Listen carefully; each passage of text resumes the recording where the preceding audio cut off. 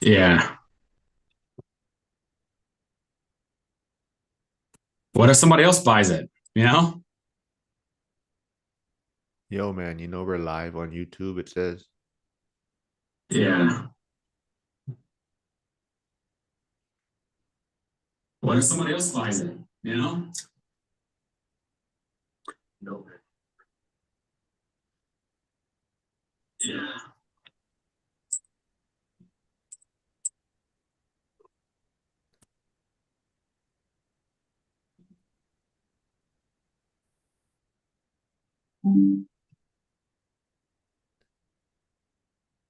Stan, what's up, man? You can hear me? I'm doing pretty good. What about you? Good, good. Trying to figure out what Joe's doing. Where'd he Uh, go? 1 second, I'm just working on the audio here. All right, there's Joe. Yeah, I'm here. I guess this is already going live, huh? I don't know what I'm doing. I thought I had it figured out. So I don't know. Matt's here. Looks like, did you let him in or you gotta let him in?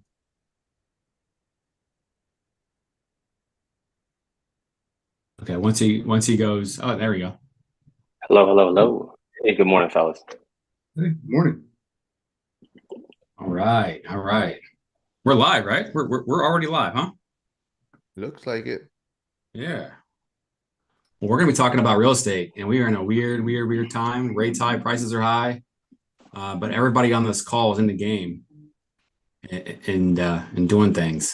So, Mark, you and I have been on this channel many times together. You know, out-of-state investor in Hawaii, investing in Pittsburgh. Stan, you've done some stuff in Louisiana, house hacking, multifamily, and scaling over there, and even into some short-term rentals. And then Matt, you and I have not met before, but I've looked at your story a little bit using VA loans with your significant other, your wife, and active duty. Is that right? Yeah, yeah. Good morning. Yeah, thanks for having me on. Good to good to meet you live. But yeah, both my wife and I are active duty. Actually, funny enough, me and Stan live just a mile away. So he's it's funny how the world is much smaller than you think when you're a real estate investor. Do you But guys yeah, already know each house other? hacking Yeah, and Okay. we actually I met him at the New Orleans Real Estate Investors Association a couple months back. So that was back in September range. yeah, it might have been almost a year or so. Yeah, time's flying, man. Yeah, it They have is. they have Airbnb properties that are battling each other. But Or the, short-term the rentals, I should beauty say. the beauty is Short-term there's rentals. there's there's uh there's enough for everybody, so it's Oh, good. The absolutely. competition will drive that. So the topic here is real estate debt, and what I mean by that is we're in this time where I think we all know if the Fed dropped rates significantly in the next 6 months, prices are going to continue to go up. Or the opposite happens, we get into this lull and we stagnate for a while, and there's rumors of stagflation. And what if there's a major drop in prices or even a crash? So people that have been buying in the last 2, 3, 4 years with prices going up, are they going to be underwater? And I don't think anybody really knows what's going to happen. But the one thing I do know is that 40% of houses are free and clear. They're probably not going to be selling. I think there's data out there that of the people that have a loan on a property, 59% are have a rate under 4. So they're probably not going to be selling. So there's still an inventory problem. Oh, What the hell absolutely. do you do? What do you do? Especially if you're on the younger side of things. If you're in your 20s or early 30s, what do? Do you wait? Do you get in the game?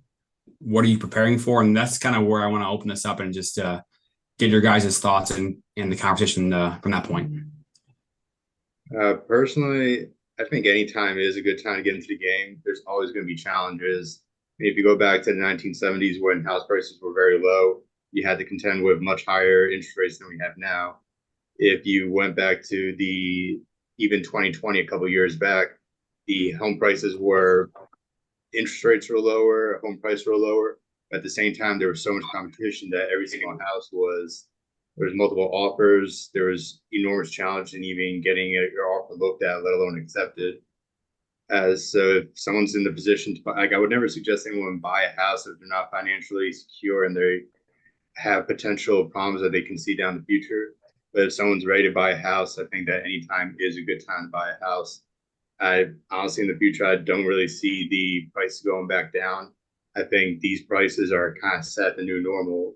It was exactly like you said, we have an inventory problem. No matter what they do with interest rates, it's not going to solve the core problem, which is inventory. There's not enough houses for the people who want to buy houses until that core problem is solved. And I think that's a problem that's going to take many years to solve. I can't see a rapid just drop in price like we saw back in 2008.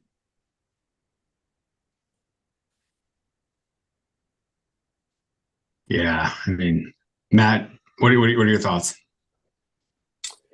Yeah, I think and I can only maybe speak to the younger generation in terms of the millennials that are just got in the workforce and they're like, man, like it's so unfair. I can't even crack into home prices. They're at these all-time highs. So what do you do, right? And the answer for us was just to use the tools that we had at our disposal. So both of us being military, we had that VA loan, but that's not to say everybody doesn't have that FHA option, that 3.5% down, owner occupied, get most competitive rates. And it's going to take some sacrifice. You have to, and that was the opportunity that we took, was to house hack. And so, I live with roommates, and now we got a multifamily. So you're going to have to get creative in these times, but there'll always be opportunity. There will always be deals. And I think for those that are maybe just thinking, how do I get started, or what do I need to do? It's like those opportunities aren't going to be given to you. They need to be taken. So take the opportunity to learn, educate, network, get in the local area, and do your homework would be sort of my advice.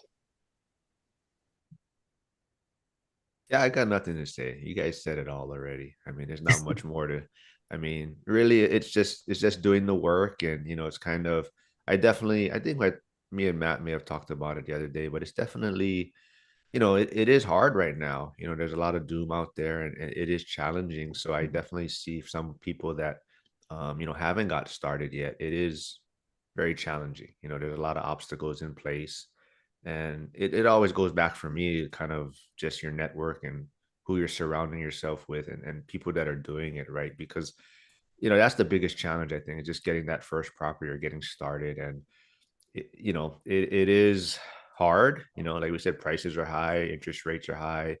The economy's not doing so well, even though they're saying we're doing well. For a lot of people that don't have assets, it is a challenge right now. So I think it's really just being around, people like ourselves that are doing it, and can kind of guide you along the path a little bit and try to help you get that little push to get started.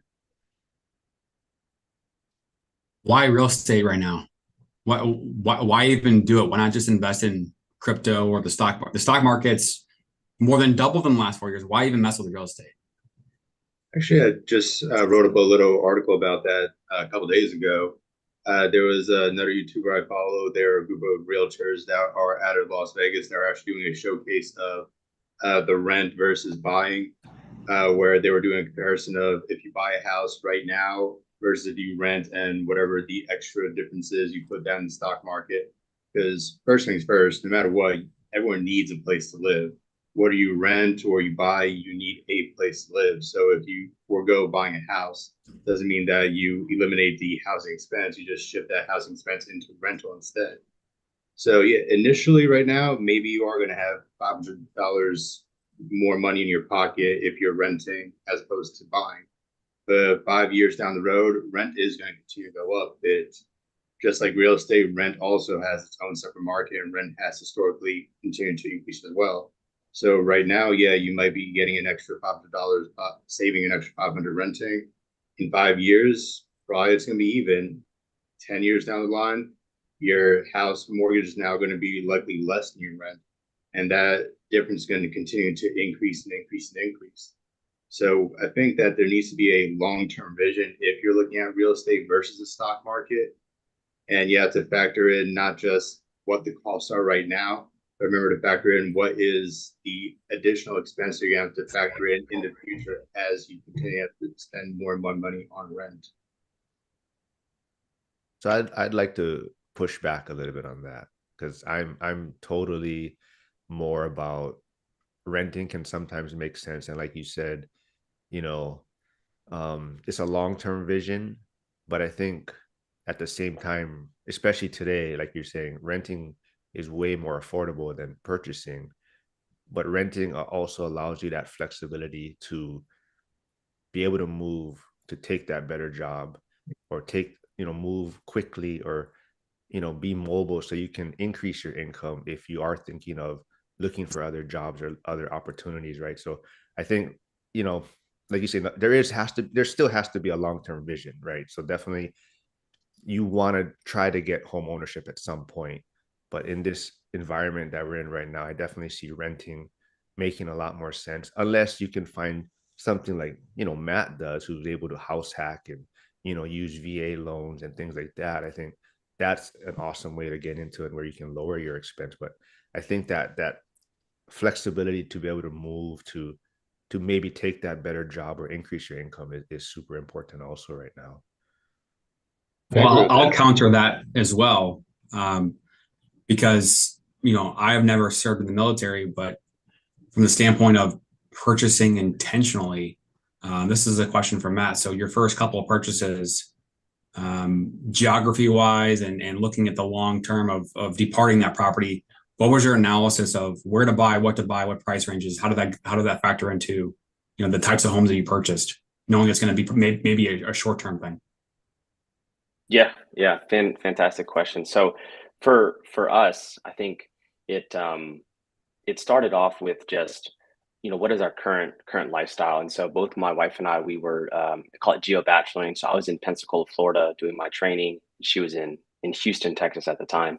So for us, it was I like to coin that term, like a lifestyle asset. So my lifestyle in Florida, I was able to leverage living by myself, getting a property with the VA loan, and then using that, filling those bedrooms with roommates, because we were all going through our flight training at the time. So that worked in Florida, but that might be not everybody's case, whether they have kids or they're married and they're trying to house hack, because they're like, no way, I wouldn't do that. And so that kind of leveled up the next lifestyle for my wife. She didn't really want to have roommates, and I can understand that, right? And so she wanted her own personal space, and that's kind of where that multifamily asset class really fit that, where you have a little bit of space, you have a little bit of privacy, and then you're separated by different entrances and exits as well for that multifamily. So that's why that triplex made sense here in New Orleans when she PCS'd or changed station from Houston to New Orleans. So I would offer, like, look to see what sacrifices are you kind of willing to give up? What sacrifices are you willing to maybe, hey, this is not a long term, like we never thought this was our forever home.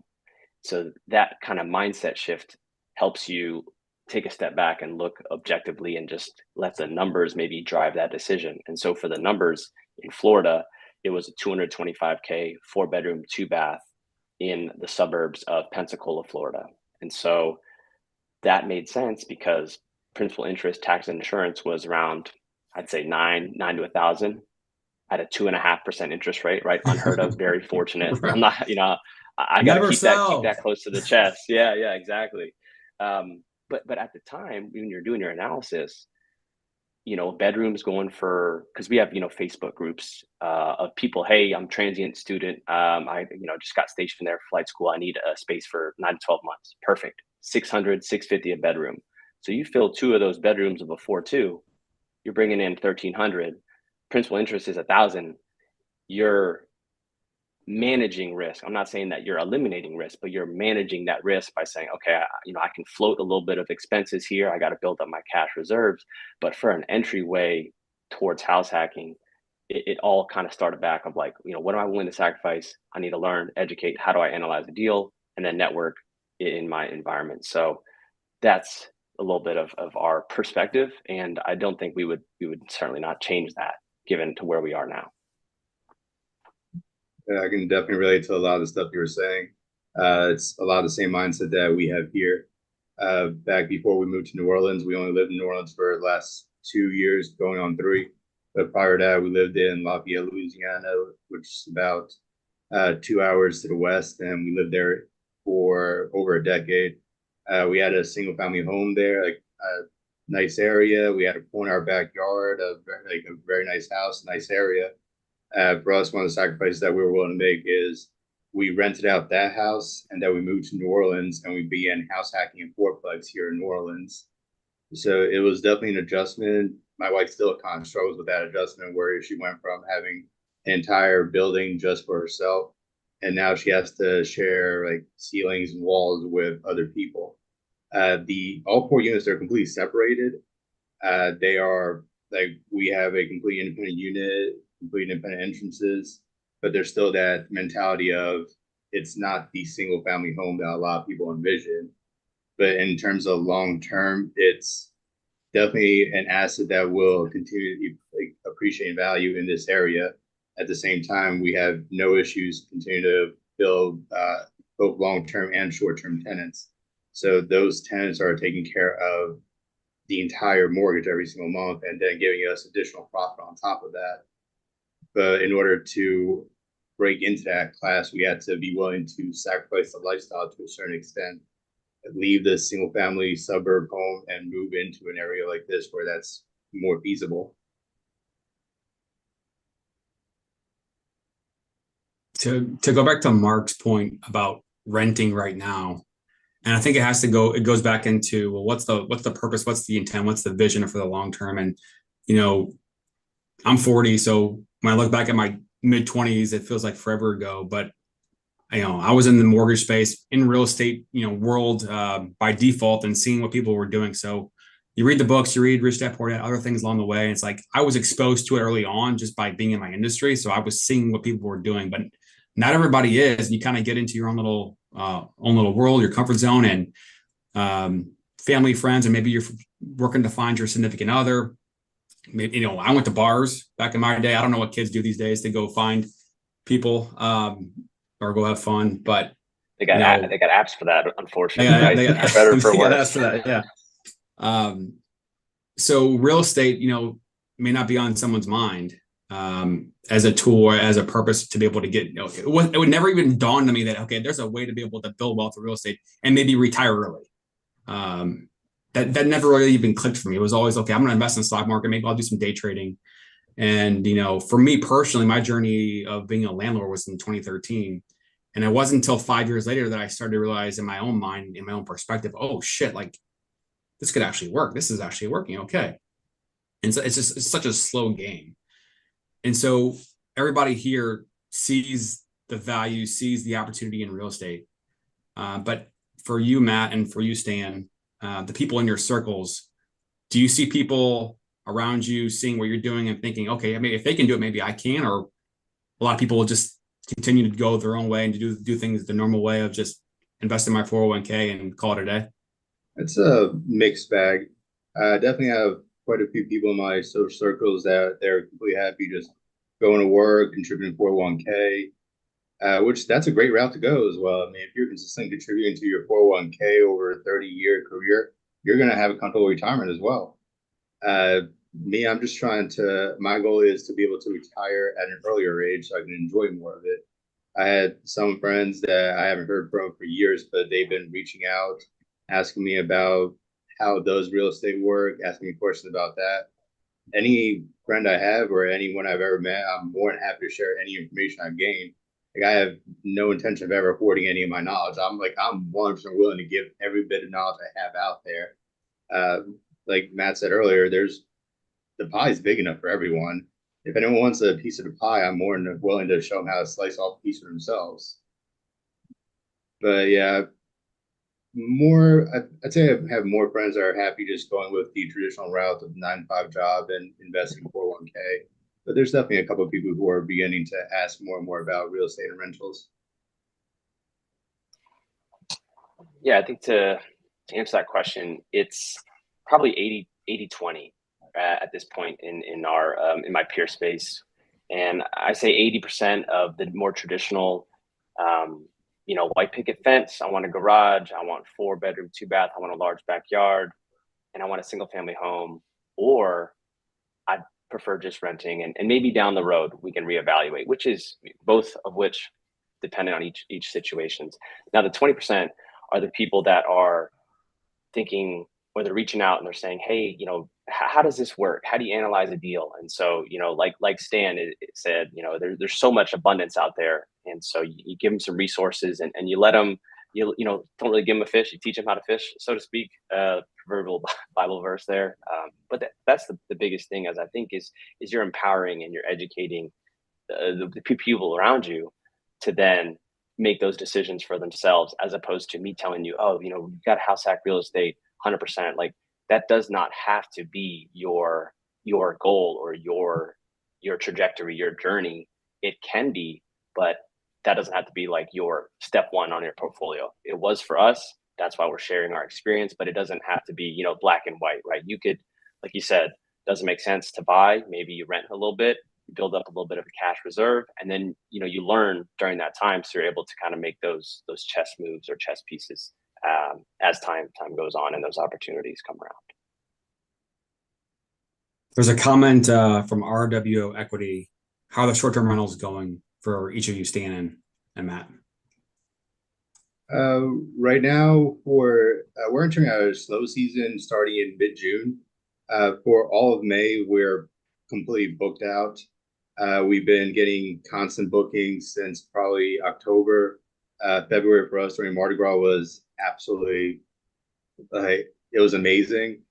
But we kind of knew that this is our busy season, so we're probably gonna get a fair amount of bookings now, and June, July, August, it'll probably slow down as we enter the busy season, which looks like it was happening. But overall, it's been very steady and progressively getting more and more bookings at the moment.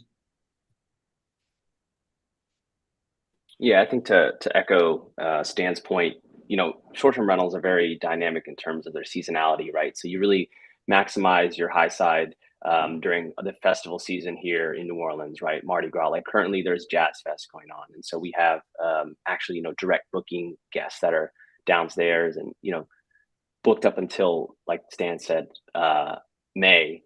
But then the heat rolls around. It's like, man, it's too hot here in New Orleans. So the summer season kind of did a little bit of a lull. So, you know, one thing that we're doing, we listed on Furnish Finder, maybe like a corporate professional, maybe a medium term rental as an avenue, maybe to just get through. You know, it's not like we're trying to maximize and peak, because it's just not feasible here in the seasonality of New Orleans.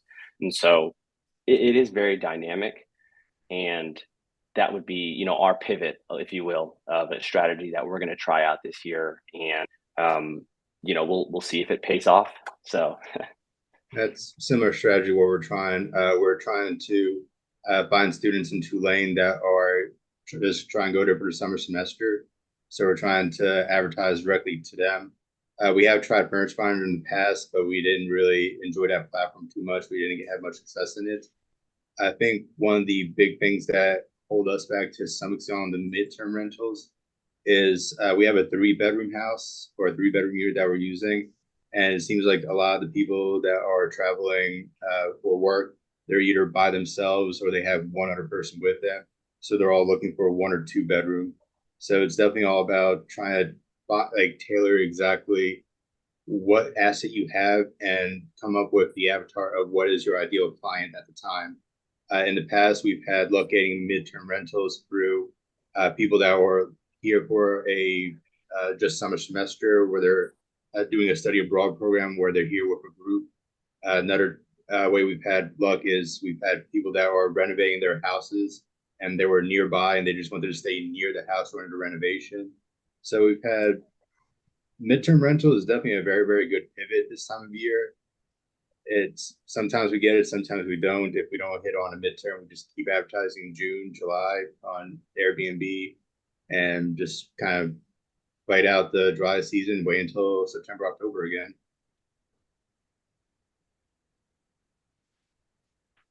So Mark, with your rentals in Pittsburgh,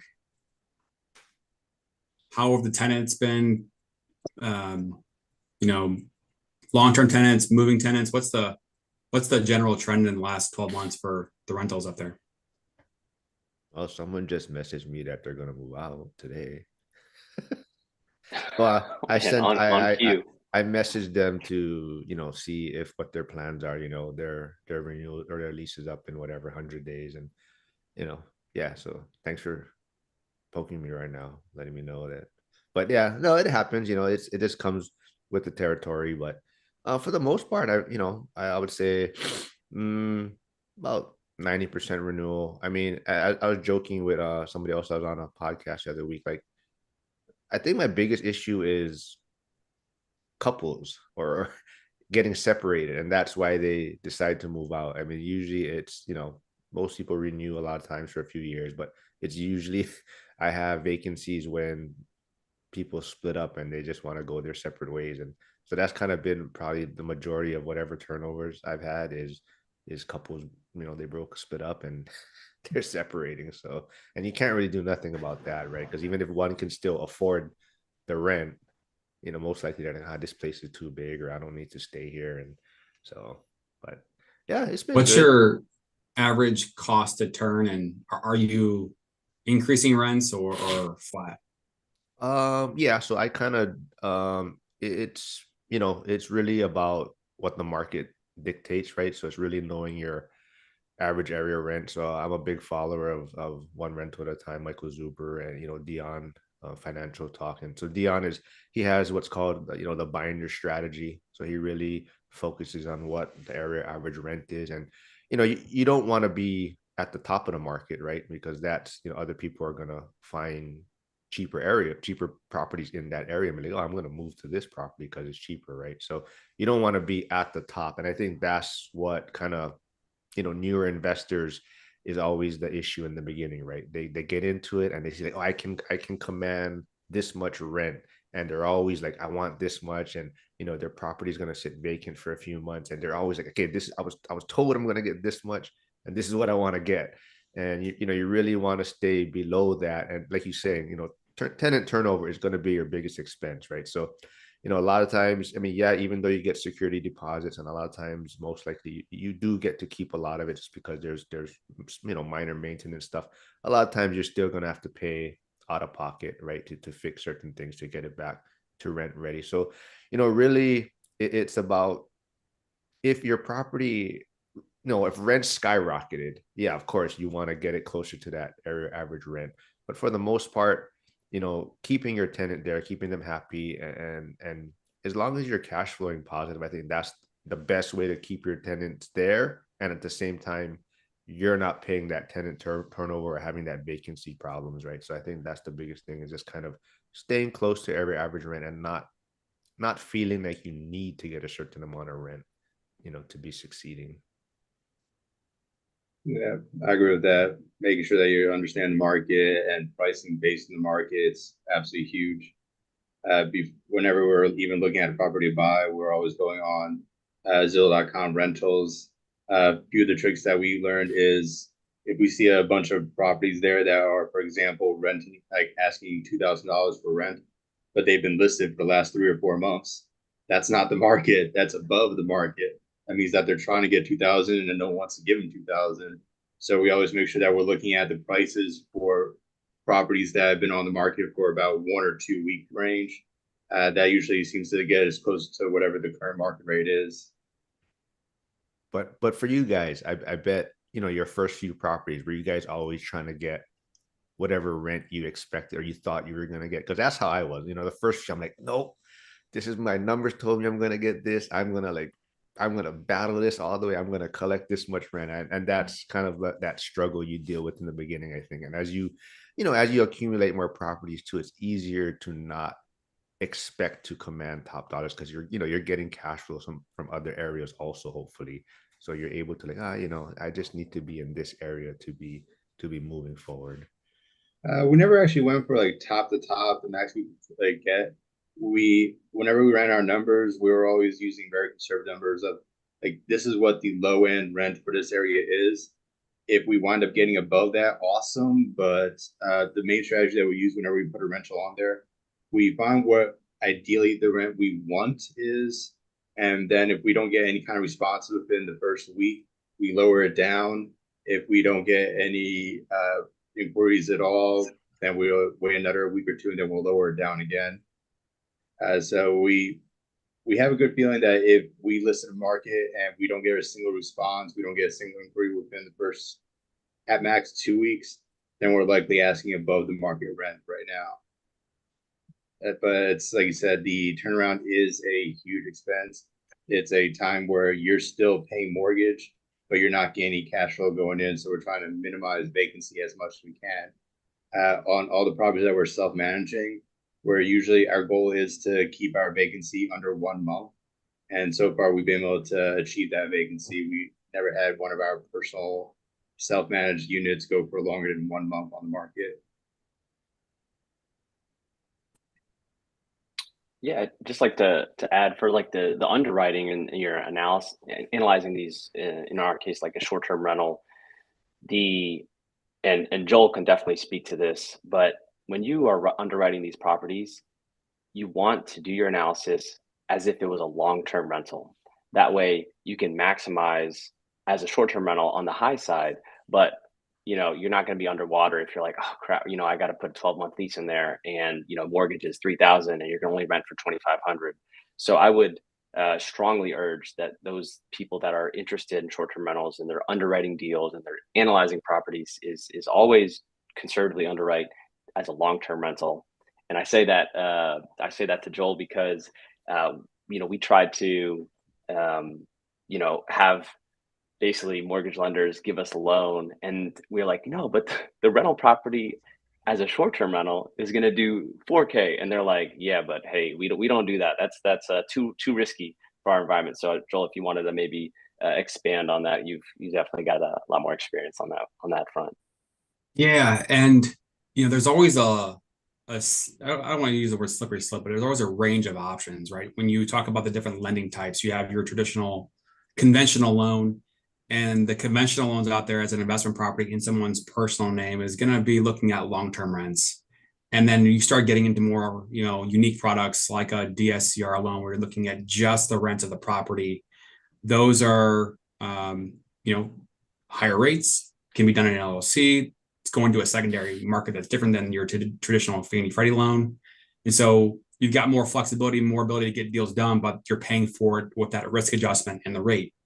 And then short-term rentals come into play. Same thing. There's going to be an extra adjustment for short-term rentals, so you're paying for it in the rate. And I've got a couple of clients that came to me, and this is why I built a YouTube channel called Condo Tell Hub, which is different than this one. I had a couple of agents. Right? You got to be a dynamic. You got to adjust with the markets, right? But if you have enough income in your profile to where you don't need the rental income to qualify, there are some pretty unique lending products for condo tells that have way better rates than if you're getting a condo tell product, which rates are way higher. So knowing the landscape of the different financing options is important. I always tell people it's always good to talk to a couple different lenders to be able to know really what's out there, because a lender's only going to give you the options that they have, and they may not have all the options. I mean, there may be other options, especially if you're a real estate investor. I always say that, the first property is not the hardest to buy. The second one is the hardest to buy if you have a plan and a vision to build a portfolio, because that's the question that comes up is that first property that you have that's in your profile in terms of ratios for income to debt ratios. If you're not selling that property, where are you getting the money for down payment? And then now that payment is in your debt to income ratios. So that makes it more challenging to fit into guidelines. Now there are solutions for all these problems, but that second property is always the hardest. If you can figure that out, then more doors will open in the future as time goes on. You were saying with the underwriting as a long term, I think that's getting more and more crucial to do because more and more markets are kind of putting more regulations on short-term rentals. We've been dealing with that for the last year or two here in New Orleans. I mean, I'm pretty fortunate. I've got my license for operating a short-term rental, but it was definitely quite a hassle, quite a lot of work to get that license in the first place. But there's more and more areas that are trying to either strongly regulate or strongly minimize how many short-term rentals they have in that specific neighborhood. So if you buy a property and you're looking to get short-term rental prices, all of a sudden there's new regulation comes out in your area that completely negates your ability to have a short-term rental. Now you're kind of out of luck. If the long-term rental market is X, you can't really charge above X just because you need to cover your mortgage. You're on the hook for whatever the difference is between the long-term rental market and the mortgage rate, or whatever your monthly payment is on your mortgage. What do you guys see as the pushback in your guys' market? Is it because people are thinking like, if we get rid of short-term rentals, it's going to help with housing inventory, or is it more Exactly.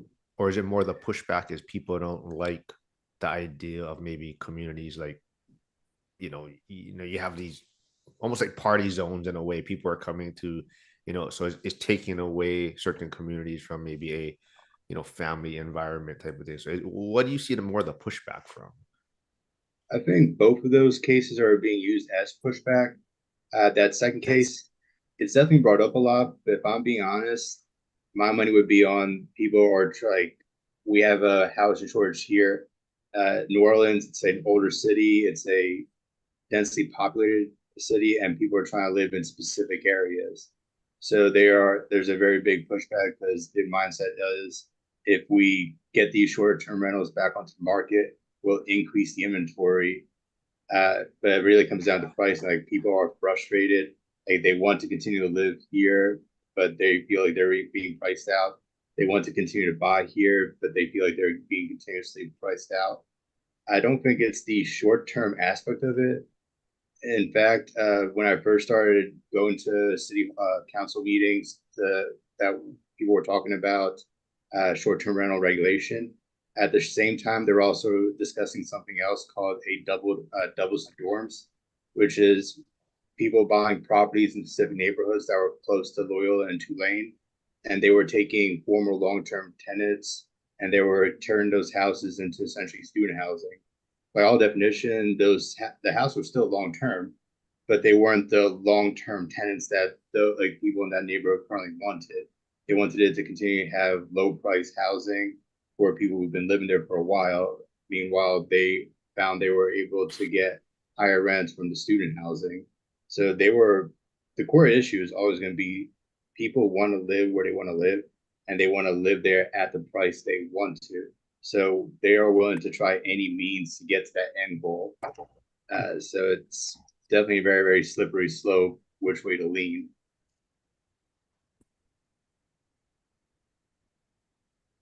What about insurance costs for your guys in Louisiana? Because I think I posted it on X or Twitter. I saw that like insurance is crazy, and I never would have thought in Louisiana it was that high, but I guess there for some reason, Yeah, insurance things is called crazy. like hurricanes. I think that might have been it. We're not that far from Florida. Like, those same big storms that hit Florida, they hit us at the same time. Yeah. But insurance, I don't know how much. Now you want to talk about the insurance that you've had. So let's put it this way: we just got renewed our property insurance on this current property about a month ago. The yearly premium is 17,000, and we feel very lucky to have gotten 17,000 because that's actually lower than last year. So That's on your multi? That's on the multi. Damn. Okay. So Holy cow. my response to that is shop the hell out of it, because my Florida property, it's in Destin. I purchased at the beginning of 21. 8,000 was the policy, and just every year it kept going up. This past year we just finished out, it was $24,000. Holy. And then I had them shop, but we found a carrier with all the same coverages that got down to 13,000. So a massive difference. So if you can, just double check and see what else is out there. Oh, we did. That's how we were able to find 17,000. Like, the other policy that we were being quoted was 30,000. That's another thing, like insurance. Do you guys all escrow it? Because I always feel, I mean, I did for convenience, but then I think at times I feel like I'm not really paying attention to when the bill, whatever the notice comes through. And it's like, if I was to pay it on my own or pay it, then I'm kind of like, I'd actually pay a little more attention to it and really break it down and then shop around. But when it's escrowed, I almost feel like I see it in my email, or I see it, and I kind of like sometimes just, okay, renewal, and I don't really pay too much detail to it, and then it's like I kind of just forget about it. Whereas if I'm actually getting a bill for it, then it's like, oh shit, it went up this much. Like, oh, okay, I better go shop around and look around now. But so I don't know. I'm kind of on the fence on that. We use escrow, but at the same time, we're very aware of insurance because of how high it is and how much it's been spiking up. So we started sending feelers out to our various insurers probably 3 or 4 months before we do our coverage. We're gonna need to be renewed. So we've been shopping around for 3 months prior to renewing our current coverage. It was always pretty bad in Louisiana, but I think it was 2 or 3 years ago we had Hurricane Ida, and Hurricane Ida just did a lot of damage specifically to New Orleans. And because of that, it was all the damage was happening at the same time. Pandemic was just ending, so you had all the cost of repairs, the cost of just repairs constantly going up. So it was a very large event that happened at the same time. Everything was very, very expensive due to supply shortages, due to labor shortages. So I think that was kind of a double whammy that really spooked a lot of insurers, caused a lot of them to pull out, and caused the remaining ones to really up their prices by a substantial amount. Yeah, I think also. Yeah. Oh no, go ahead, man. I was just gonna say, I think the point that I wanted to make just before it kind of slips my mind on topic of, I know Stan mentioned, city council meetings. What's a popular phrase I think that gets thrown around is affordable housing, right? And so you hear affordable housing, it's an idealist idea, but in reality, right, who has to pay for the insurance? It's the owners, the landlords of these properties. And so where do you think that trickles down to? Well, rent's going to have to go somewhere, and they're not going down if insurance is increasing 100, 200, like abnormally outrageous percentages. And so I just throw that out there because, if anybody has a heart, you're like, yes, affordable housing, that's like, I'd love for that.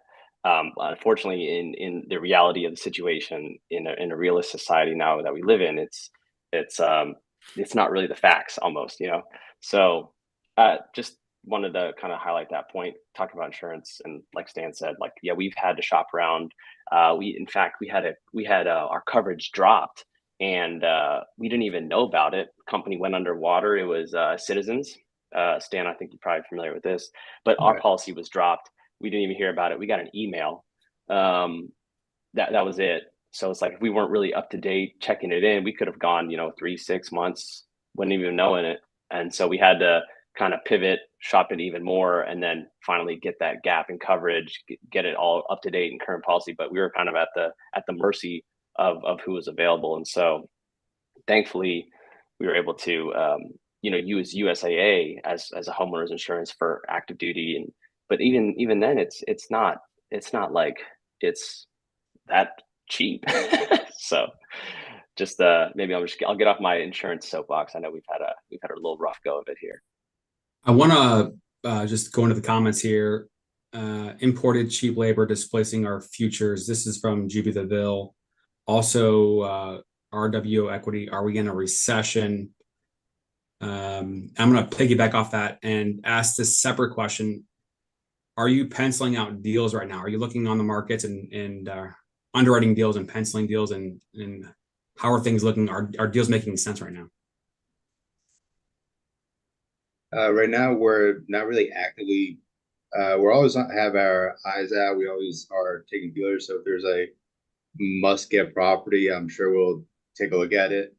But we're not actively trying to get the next property at this moment.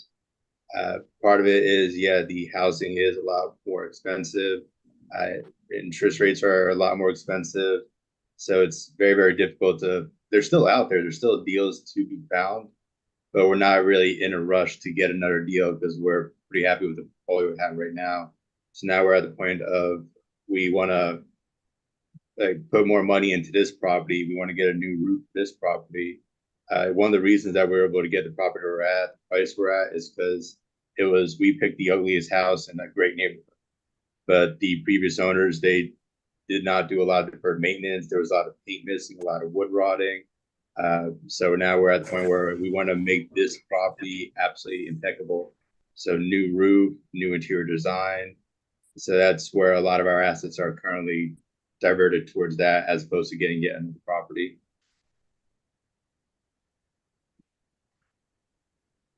Me, no, I'm not looking. Now, I mean, like Stan said, there's deals out there, and it there, there's not many out there. You got to put in a lot of work to look for them, and it's really, I think, more if you how creative you want to get, and not everyone wants to dig down that creative finance route, because there is some hassles and obstacles with that, and not everyone wants that type of work or maybe risk on the table. So I think it really just depends on how creative you want to get. And then for me, I think my mindset has changed quite a bit from the beginning. In the beginning, it was like, yeah, just scale, keep going, get more and more.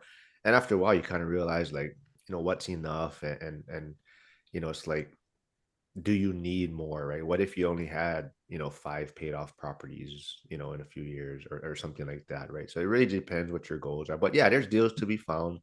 But I also think, to touch on that, I think that's why crypto and the stock market is so inflated or booming right now, is because younger generation, yeah, they do probably have some income to put away or invest, but to get into real estate right now is like, man, it's like such obstacles, right? The price or the interest rate, or dealing with all the competition still yet from investors. So it's like, I'm just going to put my money in crypto right now, or I'm going to put my money into the stock market right now. And I think baseball cards.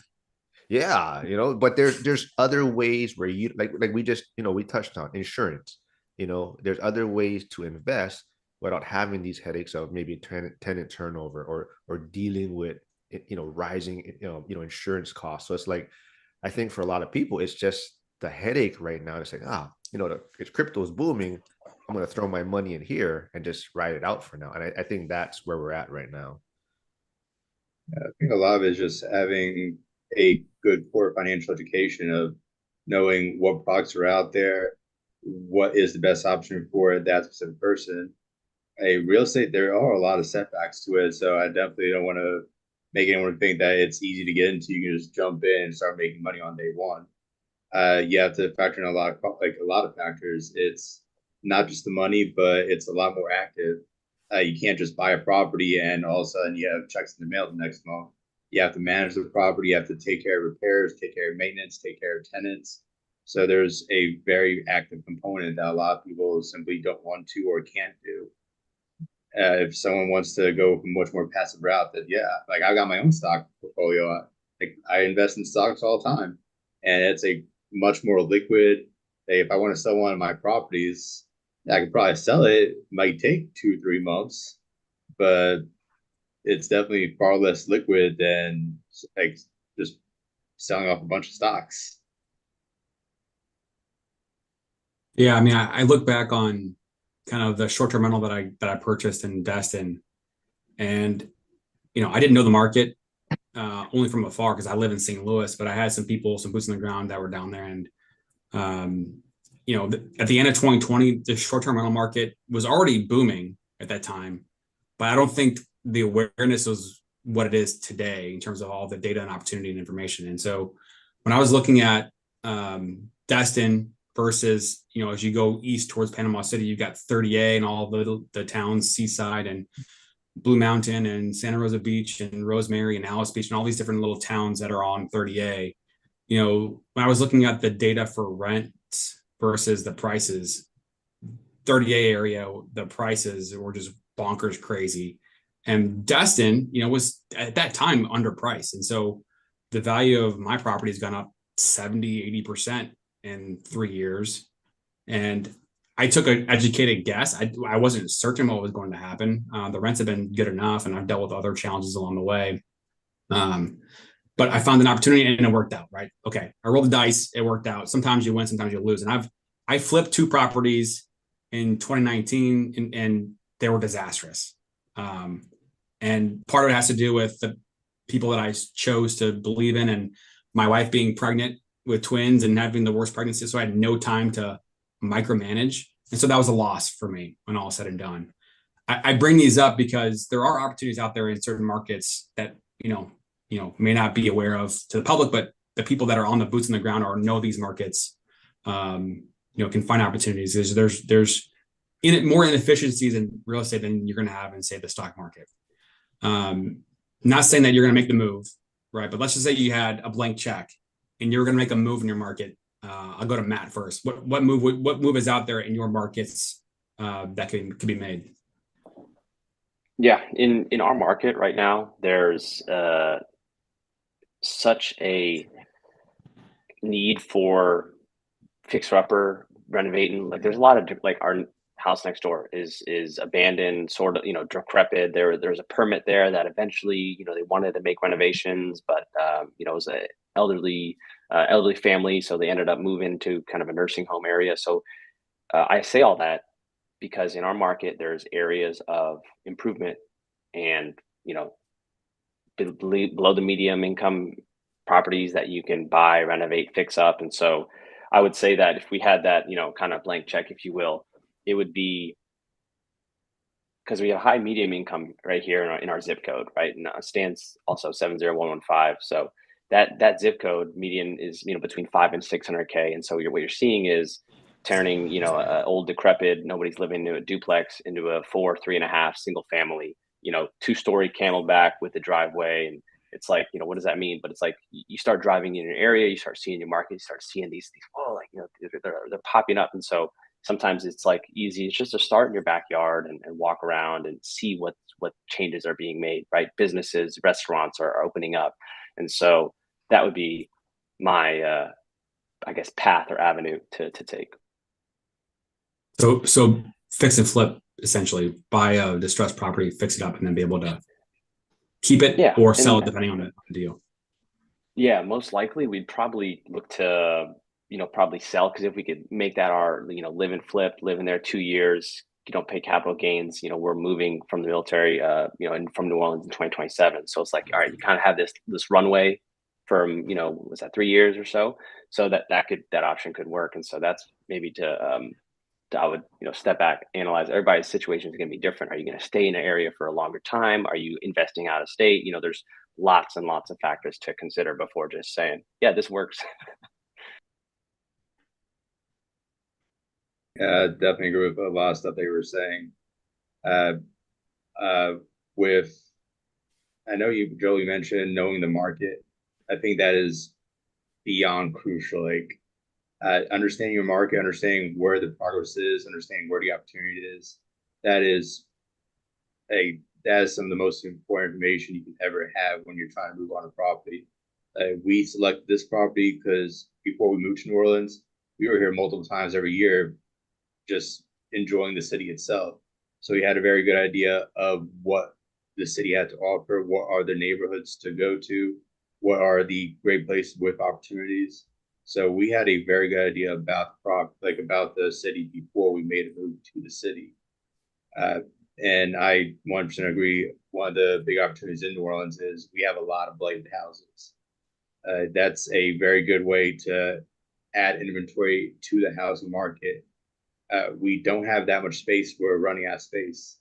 But we do have many houses that are absolutely unlivable. Like even in our zip code, we have one of the definitely nicer zip codes in the entire city, probably one of the nicest, if not the absolute nicest. But we still have blighted houses here.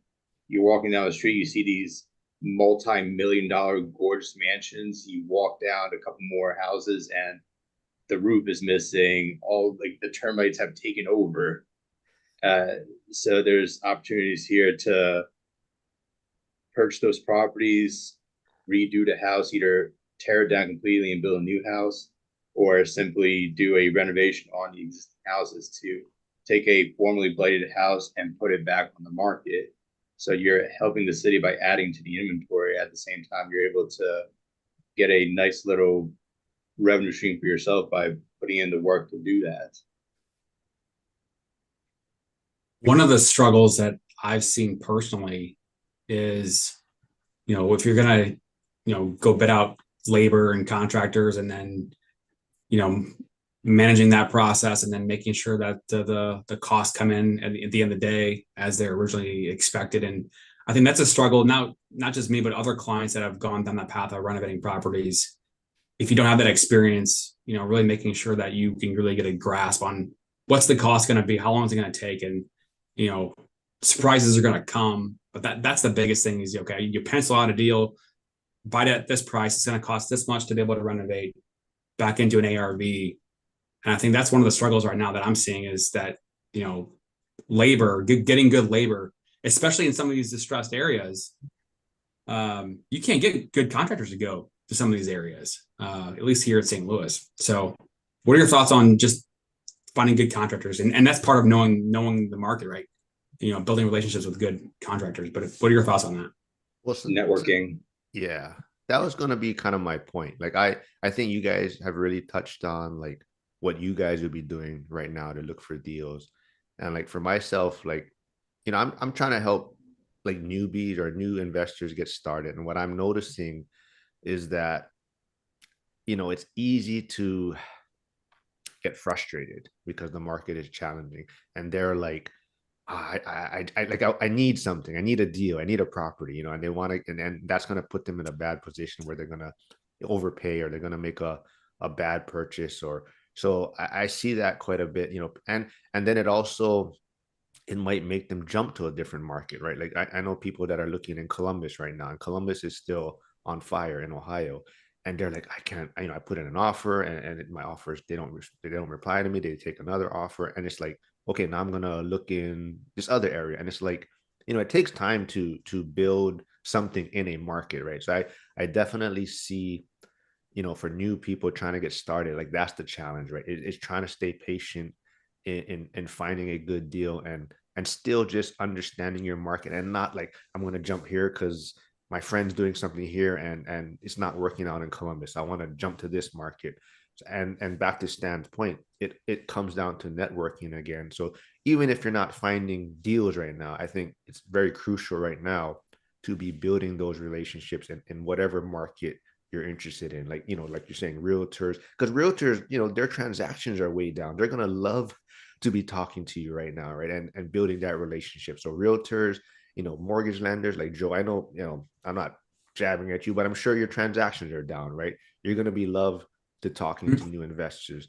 So it's all about right now. I think it's just networking and talking to even investors in that market right now. So even though it's hard to find deals, I think that's where I would be focusing is whatever market I'm interested in. I'm going to be building these relationships now, so that when opportunities are maybe a little easier to find, or if an opportunity does come up, because I think like right now, if you can find off-market stuff, and that's all about building the relationships, right? I think that's where I would be focusing on.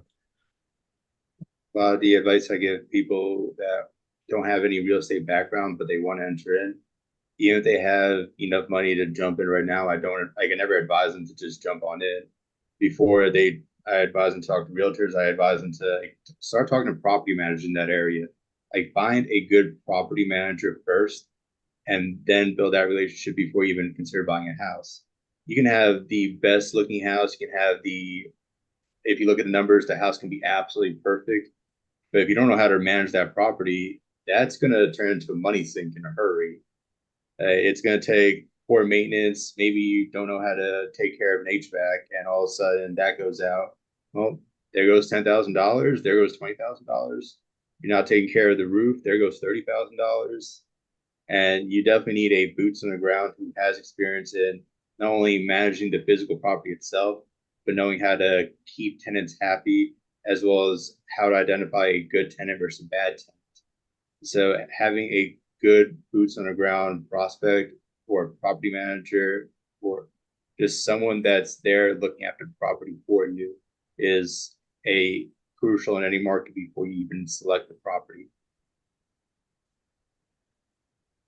So in my world, to Mark's point about the number of transactions, I mean, we're at all-time lows. We haven't seen this low of transactions since like the mid-90s. And what I'm seeing is people who are active in this market are first-time home buyers, people that have to move because of a life thing. Maybe it's a divorce or separation or death in the family, things like that, or investors that are looking for properties, fix and flips, multifamilies, et cetera, or 1031 exchanges, things like that. And there's nothing in between. You know, who's trading up right now when your payment's going to triple potential with prices and rates up. So to the question in the comments about are we in a recession? So I think this is a pretty good opportunity for first-time home buyers, because if you're buying as a first-time home buyer, you're probably buying at the lower half or lower third of the market. And the question that I get all the time is, well, what do you think the markets are going to do, or house prices going to go up or go down? It's like, I have my own opinions, but there's no way to guarantee. So what do you do, right? Damned if you do, damned if you don't. If I buy today and prices go down, oh shoot. If I don't buy and prices go up, oh shoot. So if you do buy, you take that chance and roll the dice. If you're 25 or 35 and you buy and things don't go the way you want it, on the flip side, you've got more time on your hands to be able to recover. You're buying at a point that's lower in the price. And so if you can't afford the payment, probably easier to rent out. So there's a way to be able to minimize the risk. What's your advice to that first-time home buyer? And are we in a recession, or does that even matter?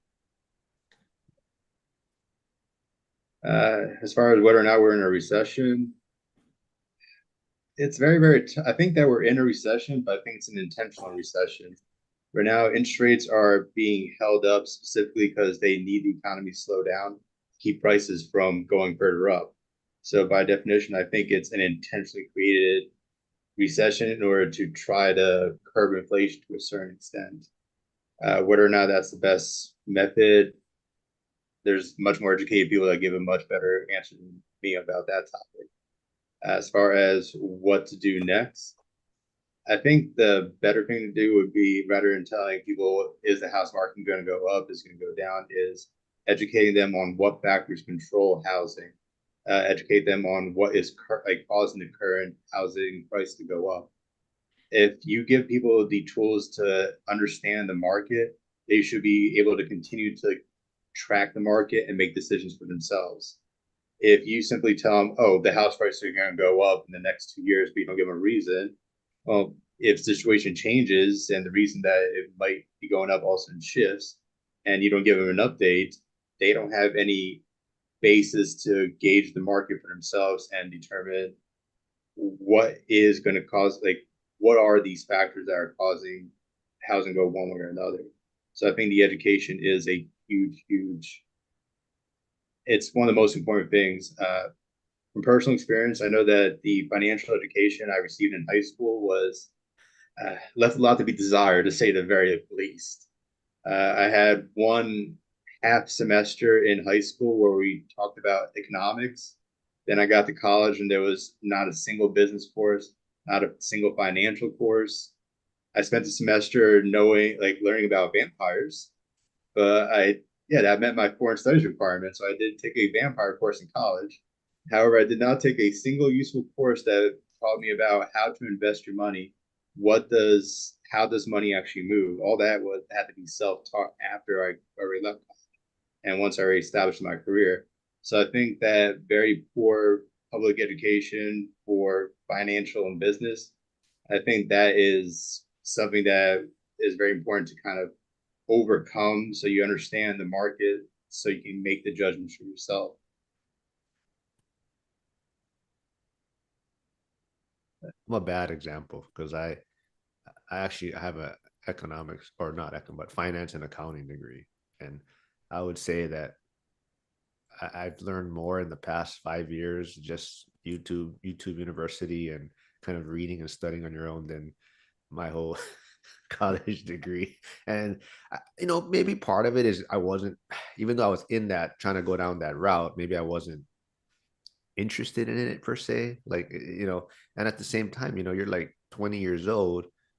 How much do you really know what's going on in the world, I guess, right? So even though you might be reading it and whatnot, how much are you actually applying it to yourself? So yeah, I'm not a good example for the college system of getting your money's worth of what you spent. But yeah. But to back to the recession question, I think it really depends on who you're asking, right?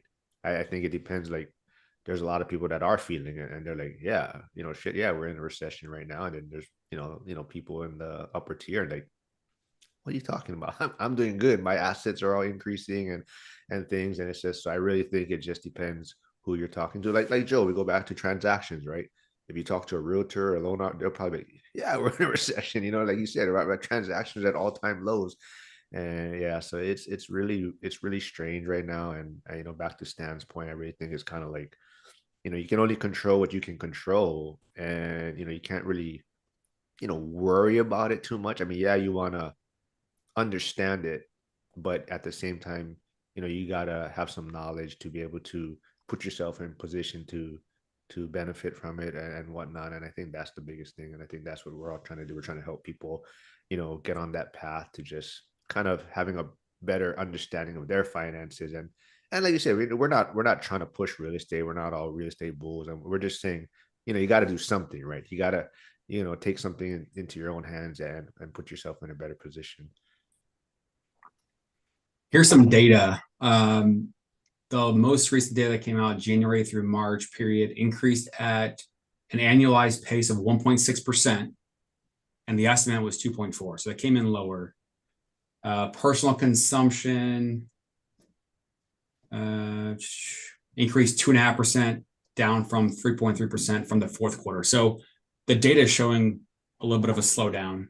Going back to Mark Zuber's interview with, I forget her name, but she was talking about how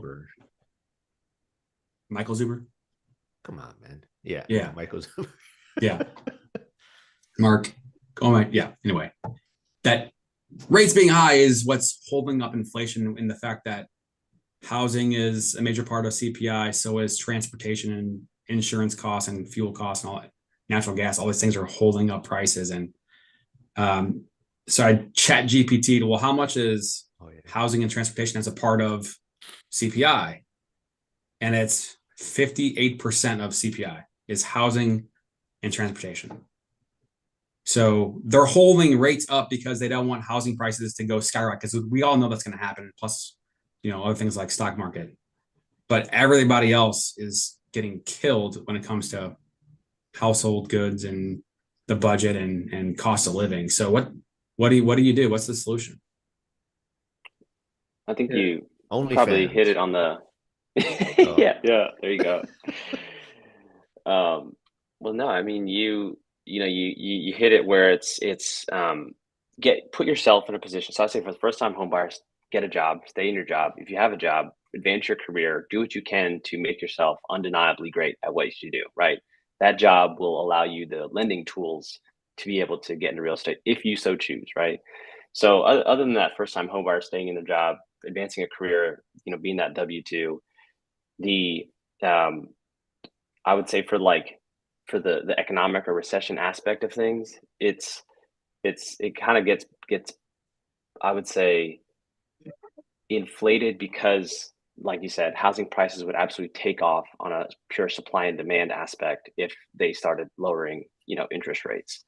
So, I would say that you have to reevaluate where you're at in your life to be able to pivot and make those moves to where you want to do. So that's, I don't know, that kind of it has to depend, but that's not a good answer for a lot of people. But you kind of have to step back, reevaluate where you are in that financial cycle, and the best time to buy is in recessions, right? Kind of get greedy when there's blood in the streets. Little Warren Buffett quote there. So that, like I said, there'll always be opportunities. If you be aggressive when a lot of people are defensive, you will weather those storms and be out on top. In the long run. I think that's great advice. Right now, if you're not in a position to purchase a house, the best thing you should be doing is getting yourself in position. It might take a couple of years to consistent work to get yourself into that position. But yeah, perfectly said. Work on your career, advance your career, keep your income levels going up, reduce your expenses, put money aside so you have something there saved up. So for when you're ready to make that move for a house, you have the assets to make your move. Maybe it'll take a couple years. Maybe who knows what interest rates will do? Who knows what price will do? I've got my guesses of what I think is going to happen, but that's like there's no guarantee that what I think is going to happen is going to happen. Yeah. Yeah, I think it's kind of like we keep talking about. It's kind of just maybe even like a a 5-year plan, right? Like if you know for sure that you're going to be in this area that you're in right now in 5 years, as far as maybe you might change your job or whatnot, but if you're going to be living in this area for 5 years or whatnot, then yeah, maybe really focus on trying to get on that home ownership ladder. But if like, oh, I'm going to be moving or I'm going to relocate or this and that, that's you really got to consider the cost of what you're going to pay in fees to buy, and if you have to sell, because chances are rent will not probably cover what the mortgage rate's going to be at right now, so you might be underwater from that standpoint. So it's really like, okay, so where am I going to be? Am I going to be in this job position for the next few years? Am I going to take, if I take a promotion, is it going to relocate me and things like that? So I really think, having, maybe like a 5-year plan and kind of seeing what your vision is really going to be helpful to put you in a position to win in this environment. Hey guys, we just had a boost in viewers. We're up at 32 now. So people that are tuning in, I said OnlyFans. That's why it shot up, right? Trigger the algorithm, right? Yeah. Okay, Mark, I know you need to go in like 2 minutes. I want to talk about my Bears real fast. Then the Chicago Bears draft they had before I got bounced. Was it good or bad? Franchise QB right there. Yep. Potential coming out of Who'd they get? They got what you. I'm blanking, dude. Joe's a basketball guy. That's why. I'm a St. Louis Rams fan. We got so Caleb Williams. Let me be clear on that. And we got one of the top wide receivers. We had 2 first-round picks. So thank you, Carolina Panthers, for giving us their first-round pick, or number 1 pick, I should say. Who was the receiver? Rome. I forget. I don't know how to say his last name, but Rome. I think it's like Ozune out of Washington. Yeah. So he was considered by some accounts like one of the top 4 players in the draft. I mean, just without position, just the top talent. So they got the franchise quarterback, and but you're not gonna like him, I think, because he's kind of like considered the LeBron James, Joe, and you're not a fan of LeBron. I love LeBron. Don't get me wrong. I love LeBron. I just think he needs to leave LA. He needs to go to Orlando and go win one more championship. Now I'm seeing rumors today that he's going to Philadelphia next season. I'll take him. I'm a Sixers fan. Grew up in Philadelphia, so I'm not going to turn down a couple years of LeBron. Yeah, we're at 60. We're talking about the Bears. That's why we're at 60 watching now. See, here's the thing: is that LeBron needs to go to a place where he doesn't have to carry the load. He like those young guys, like in OKC, SGA, or like a Franz and what's the guy's name out of Duke? I forget the guy's name. Apollo out there in Orlando. Yeah. Like you need at this point, whether how fast the game is, you need the young legs to be able to carry you. And you go to Philly, you got Embiid out every other game. It seems like with his knee, so he needs to go somewhere young. And go. We got Tyrese Maxey right there. Look at that, 84. Yeah, he stepped up. It's skyrocketing. I think you got to kick off with the OnlyFans Bears and basketball playoffs. I mean, those next time get the trending topics, and then we hit them with that firepower. We kicked off with Joe on a business phone call when we started off live. I'm like, Joe, we're live. He's like, huh? What's going on? And he's like talking on the phone. Yeah. I was talking about a HELOC in Texas, which is like virtually impossible. It's hard to get home equities in Texas. Hey, before I bounce in real quick, hey Joe, I heard someone in one of my meetings last night talking. If you take out, I wasn't paying attention too much, but they took out like a line of credit or something on a property in Texas. And 58.6, you can only do it one time. Yeah, that's what they were saying, right? Mm-hmm. Oh, okay. So they have weird lending guidelines, and it's a community property state. So like, let's say that I had this happen to me one time where a borrower was under contract to buy a house. He didn't tell me that he got married. He got married during the lending process. Like, yeah, I'm going to be out of town for a week because we're going to get married and blah, blah, blah. It's like, dude, your debt to income ratio is 49%. Now we have to include your spouse, even though they're not on the application, we have to include them in the profile.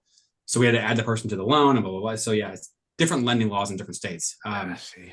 Another reason not to get married. All right, man, I'm out.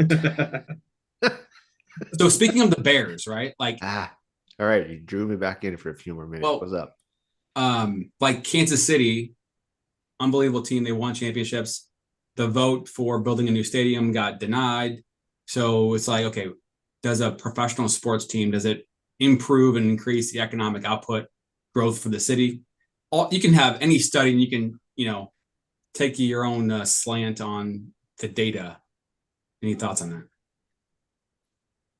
Well, yeah, I think it helps. I mean, you just even look at like the Pro Bowl leaving Hawaii. It's hurt.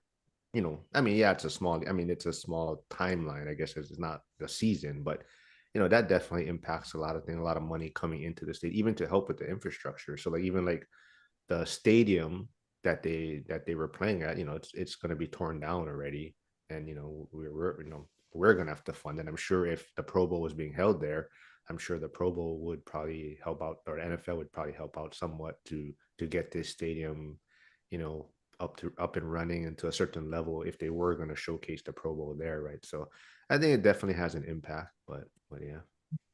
Yeah, I agree with that. I mean, I know we have Airbnb guests, they've stayed with us specifically to go to Saints games. We had them specifically booked with us because they wanted to go to the Sugar Bowl that was in New Orleans. So I think that if, like, coming up in October, we have guests that were specifically reaching out to us because they want to go to the Taylor Swift concert. So I think like having events like that inside your city that draw people into the city, it's money coming into your city. So I think that's always going to have an economic benefit. All right, fellas. Sorry, I gotta get 100%. to work. I gotta bounce. So you guys, I'll be listening on, See but you, I gotta Mark. bounce. Okay, guys. All right. Okay. I want to hint. I want to go into one more thing before you jump off here. Mark, you can go, but this is for Matt first. I believe that lending finance is a cheat code to be able to build wealth, in a major way for the everyday person, right? Like, I give this example to people that are trying to learn about real estate and the power of real estate. And my example that I go to is, let's say you've got $10,000 and you want to decide what to do with it. And let's say you invest it in the SPY ETF and you get 10% the first year. So 10,000 on 10%, what's the return? So you just get your $1,000, right? $1,000. 10. Cool. Yeah. Or Quick let's say math, I man. go, Public math. yeah, right. Or let's say I go buy a property as a first-time home buyer for 300,000, put 3% down, that 10 grand going to use, and now I get average appreciation for 3% in the first year. What's my return on my investment? There you go. So like 3% of that 300K, $9,000. That's right. Most people that I ask that question to that aren't in the game, will think of the 10K at 3% and give a different number, and that's the power of leverage. And so 9K versus the 1K, massive difference. And I talk about the stair step method, my own term for it. Buy a property, live in it for a couple of years, save up, buy the next one, and turn the old one to rental. And I've had one person that be on my podcast, Marco Anderson, who bought 5 properties in 5 years by doing that, just stair stepping their way out. And his cheat code was being in the IT world, working 2 full-time jobs. Well, at one point he had 3. And just stockpiling cash. Not everybody can do that, and not everybody, you can't do it for forever, right? You only have so much energy. But if you can buy, say 4 properties in 10 years, right? It's a massive opportunity because most people, when they buy that second one, they typically sell the first one. So for Matt, being able to utilize the VA loan, which is also, a massive opportunity if you see the vision and the blueprint. How many times have you use your VA loan along the way? So I've used it twice, and then my wife has used hers once. So my twice, I was able to because I still had. This will be a term for your spaces, but I had enough remaining entitlements. She, because it was a jumbo VA loan, meaning that the cost of the loan exceeded the local, loan limits at that time. So, I used it twice, she used it once. So together, because she's also active duty military. So shout out to all those dual mil spouses out there. But stay in your careers. You have tools at your disposal to, like you said, I like to think of like levers, like pulling levers, and I think this is coming out of like Alex Hormozy, YouTube viral content here, but like you have these levers of leverage, right? And so like if you had like the biggest lever in the world, you could move in anything, right? And so real estate has a lever. Stocks, they also have a lever with margin accounts. But like you said, the highest that any normal W2 person can do, for what I can see, is real estate, right? We're not getting into private equity here because I'm getting ready to fund a seed business, startup, et cetera. Like I don't have that expertise, but real estate is relatively low barrier to entry. You got a stable job, stable career. You can use and pull those levers to kind of accelerate your wealth accumulation journey. So Okay, so what's your next play? You use 2 VA loans, so that means, is there any entitlement left or no? no, so we've used all of the entitlement. So the next play would be that FHA 3.5 owner occupied, probably the FHA 203B. Is that the renovation? I believe. I don't know. It's If you're talking renovation, it'd be K, 203K. 203K. Gotcha. Yeah. See, so I need to go back to the drawing board, get You're educated, close. talk to Close. lenders. You know what I mean? So that again, so it's like that would be the next play for the at least owner occupied. Do you have any kids? No kids. No kids. Okay, so the next one, single family or multi? Probably a single family. Okay, cool. We'll have to talk offline. Maybe we'll earn your business. Fair enough. Yeah, I mean, and that's the thing, is that I asked the question because it has to make sense. If you're a family and you've got 2 kids and you're going to go buy a multifamily that's 2-bed 1-bath, it's not going to make sense for a primary residence. So stuff has to make sense. Anyway, so Stan, moving from one part of Louisiana into New Orleans, that created opportunities along the way. At this point, what will be the next step in the future for you? For me, the next thing I'm looking at is getting to the commercial real estate space. So right now, as long as I stick with residential, I'm kind of like 4 units is my limit. So I already taken a few courses. I've joined a couple of mentorship programs that dive into the commercial real estate. So hopefully the next step is buying an 8 or 10 unit property, ideally located somewhere around the Tulane, Loyola campuses, and go full out into the student housing with multi units. That's for definitely further down the line, a couple years down the line. But that kind of goes back to understanding the market. I think that right now there is a lot more opportunity coming up in the commercial real estate space as more of the adjustable rate mortgages that commercial lending usually depends on start coming due. I think there's going to be a lot of potential for more commercial properties hitting the market as those rates reset themselves. So right now we're kind of gearing ourselves to make use of that potential if it happens. Aside from that, we're just going to continue looking at this property, improving this property. So our goals are always kind of 1-year advance, 5-year advance, 10-year advance. So we have just a general timeline. Stan, your job is unique, and your job income growth has also been, pretty strong. I don't want to give away any of your personal information, but can you share a little bit about what you do and just kind of like how that growth has helped along the way to be able to scale along the way on real estate? Oh yeah, it's goes right back to what Matt was saying. Like if you have a job and focus on the job, grow in that career path. I started right after I graduated college, literally the day I took my last final. I signed up my offer sheet from it's a offshore oil field service company. So I go out there, I set up a computer system for them, my network computers. I take data in, I collect data, retransmit data. So the technical term is called a service data logger, but it's an offshore oil field employee. I go out there, I usually work, usually it's been 3 weeks recently, and then I get 3 weeks at home. So it's definitely difficult to be out there for 3 weeks because we're working. There are no days off when you're out there. You're out there working 12 to 14 hours per day, 7 days a week. There is no days off. But then you counter that by you get to go home for 3 weeks, and usually you're not really bothered. You get to do anything you want on your own time. But there was definitely a substantial amount of it was definitely a career path that did enable me to finance a lot of the purchase I have and help with a lot of the funding. It is generally it's the industry, it doesn't pay as well as it used to. Around 2015, when oil prices crashed, a lot of pay cuts did happen, and it's been rebounding ever since. But even 8 years after that crash, we're still not back to the level that we were making back pre-2015. So there's definitely a lot of ups and downs. That was actually one of the motivations for getting into real estate is I plan on sticking with oil for quite a while, but at the same time, I'm very aware that it's a very cyclical industry. So I don't want to wind up in a situation where there's another downturn and my revenue stream dries up.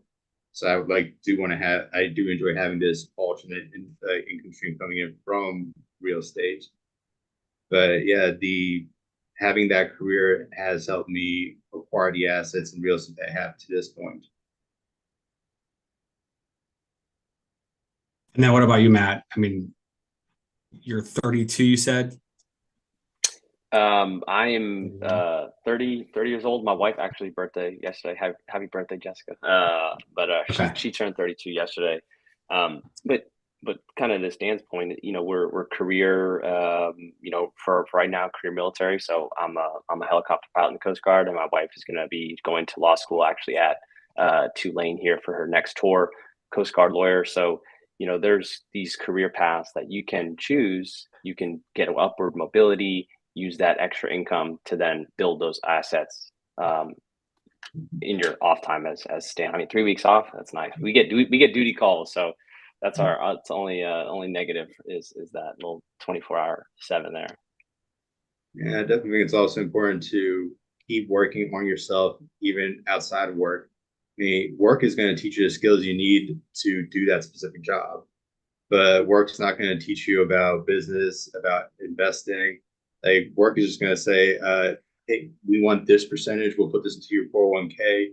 We'll give you statements every month about how much it's grown, but they're not going to teach you what they're investing in. They're just going to say, hey, here's how much we grew. So a lot of time, like a lot of the off time, I'm reading books, going on YouTube, listening to podcasts. I've got an entire shelf full of real estate books that I was reading for 2 years prior to buying my first property. I put myself back into school. I actually just, as of yesterday, I believe, I finished off my master's in business administration. So my MBA is now knocked out. So nice, man. Congrats. Oh, thank you. So there's always continuous education that you need to pursue in order to really be prepared for everything that comes at you. But yeah, it's time management. It's using your time wisely. I know for me personally, like going through my journey in my career, you see people making certain amounts of money. It's like, I want that tomorrow. It's hard to be able to sit back and wait for things to happen. And the word seniority comes into play, experience comes into play. And, when I was in college, I went to night school at a good university and played baseball.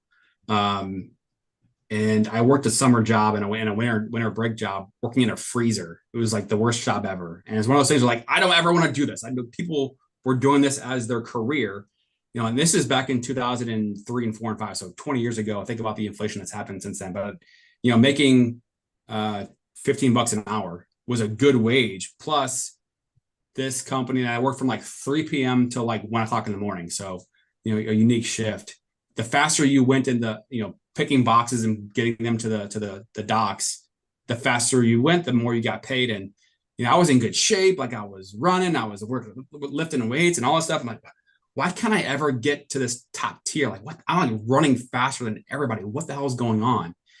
And the first year I never broke into the top 10. And then the second year, I guess it was winter break, the top guy, his name was 𝐂𝐍𝐍𝐄𝐂𝐓. Anybody Usual Suspects fan, not 𝐂𝐓𝐇𝐄𝐒, but his name was 𝐂𝐂𝐍𝐍𝐄𝐒 something or other. And this guy was gone, and they're like, hey man, like, here's 𝐂𝐂𝐍𝐍𝐿's loads. Can you pick these up and do a good job? Yeah. Okay. So that day I blew everybody away, got to the top number 1, the top tier. And it's all because those orders were all multiple. So like my orders before were like, pick 1 box, put it on the pallet jack, wrap it up. His were like, okay, 13 boxes, 20 boxes of the same thing. You're just carrying boxes in piles. And it's like, oh, okay. So like that's one thing that sticks with me. Is like sometimes you just got to pay your dues, get to the top, put the time in, because the opportunity is going to come. And when that opportunity comes, you gotta just hit it out of the park. Yeah, I think that's great. I think it's important to know what you need to do to put yourself in position to take advantage of the opportunity once it's presented to you. It's kind of back to what I said before, like your job or your manager will teach you what you need to do for your specific task, but he's not going to teach you what to do for his task. Unless you have a very, very good manager that's going to go out of his way because he wants to see you grow, that's not really the norm. They're just going to teach you to do what you need to do for your task. So it's up to you to learn what additional skills you need to do in order to do his task or to do the task above him. And that's the only way you can really actually progress up. So you have to identify, what do you need to learn? What do you need, like what skill set do you need to acquire to progress up? Yeah, and kind of in this social media world, I mean, my journey started July 12th of 2022. I mean, this was never anything that I ever thought about at all, being in the mortgage industry. Like, we're so damn busy dealing with stuff that like we don't have time to think about anything else, let alone social media. But the word gatekeeping is something that I've come across a lot of times, where people that are, having these massive followings that make money, with their followings, maybe it's affiliate marketing or whatever. People that I've talked to, and even somebody that I've had on my podcast a while back, use the word gatekeeping. And, some of these things, once you realize what the secret is, it's like, oh, that's so simple. But until you connect the dots, it's not going to make sense. But so not always going to be privy to that information being passed on or given away, because they're trying to keep it to themselves to keep making money. And so that's the thing too, is like, sometimes you just got to put the work in and deal with the unknown, which is hard to do, but the work works on you, as Hormozy said. Put the work in, and the work works on you, and things happen. So we're running on an hour and a half here. Last thoughts. Is real estate dead? Matt, you want to take this one first? Yeah. I'll just give my 2 cents. Real estate, no, it's again, invest in yourself, invest in hard assets, and let time do its thing. Easier said than done. It's not easy, but it is a simple, proven path. If building wealth is something that you're interested in, you want to do, I would 5 out of 5 recommend. For me, I'm the same. I don't think real estate's dead at all. I think it's changed. I definitely think it's gotten harder. But one thing to always keep in mind is it got harder in the United States because we're comparing it to what it was 10 or 20 years ago in the United States, where since the 80s, we got used to a 4-time income ratio. So that means that if someone spent all of their yearly salary for 4 years, they'd be able to pay off the entire house. Now that ratio is up to 7 or 8 times. For the United States, that seems very, very high because we're comparing it to what we had a couple decades ago. But if you look at international markets, like we're still well below the multiplier in most other developed nations. You have many areas of Asia that are currently at 20 to 30 times X. You have a lot of areas in Europe that are currently 10 to 15X. And on top of that, we also have a very large advantage of having a 30-year fixed rate mortgage option. We're one of the very, very, very few countries that actually have 30-year amortization loans at a fixed rate. You go to most other developed countries, they have either adjustable rates, or they have balloon payments after 1, 2, or 5 years. Us having not only that fixed rate, but a long time period to pay it off, that's a huge advantage that we have inside the United States, that if you know how to take advantage of it, that is a very good pathway. So I definitely don't think real estate is dead. I think it's harder to get into compared to what it used to, but I think it's still a very good route to build wealth if that is one of the goals you have. All right, love it. Stan, Matt, thanks again. So Mojo Mindset, that's your branding on Instagram and also on your YouTube channel, right? Yeah. Stan, remind me, what is your handle? Right now, I'm just trying to spread out knowledge. I'm building my own channel on the side. I got my Instagram is Stan Gins Photos, I can send to you later on. But right now it's actually me and another member of the my New Orleans Real Estate Investors Association. We're putting together a new podcast channel, but we haven't actually launched it yet. So it's a future project that hopefully will finally get off the ground in the next month or two. Sweet. I'm just gonna throw this in the comments there, and then financial firefighter.